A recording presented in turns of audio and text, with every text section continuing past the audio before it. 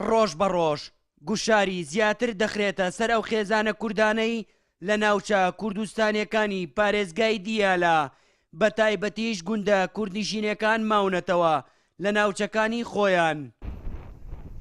لە دوایین ئاگدارکردنەوەیشدا هێزە عێراقیەکان چوونەتە سەر چەندین ماڵی کورد و پێیانیان وتووە ئەگەر هاوکاری سوپای عێراق نەکەن گوندەکانیان دەڕوخێنن.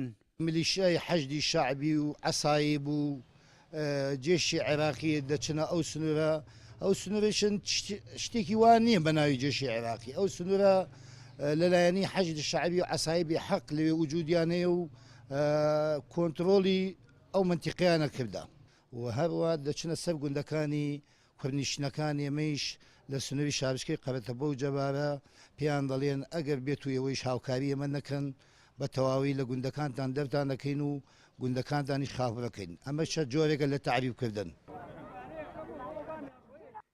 ئەگەرچی هەزاران خێزانی کوردی پارێزگای دیالە زیاتر لە ساڵێکە ئاوارەن و وەک پێویست هاوکاری نەکراون تا لە ئاوارەیدا ژیانێکی شایستە بژێن، بەڵام ئەو ئاوارانە ڕەتی دەکەنەوە بە بێگەڕانەوەی پێشمەرگە جارێکی تر بگەڕێنەوە ناوچە داگیرکراوەکانیان.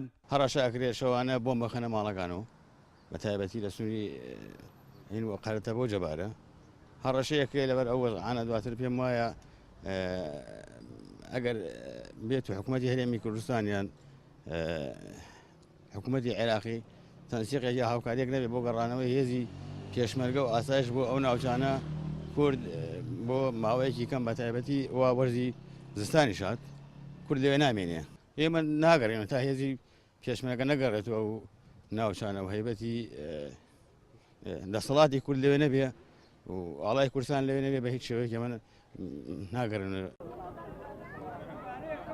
جیا لە خێزانە کوردەکان کە لە 16 ئۆکتۆبری ساڵی ڕابردووەوە ئاوارەی ناوچەکانی گەرمیان بوونە، نزیکەی 30,000 ئاوارەی عەرەبیش لە گەرمیان ماونەتەوە و ناگەڕێنەوە ناوچەکانی خۆیان بەهۆی وێرانبوونی ماڵەکانیان و دەسەڵاتدارێتی حەشدی شەعبی بەسەر ناوچەکانیانەوە. هەرێم جاف، کوردستان 24 گەرمیان.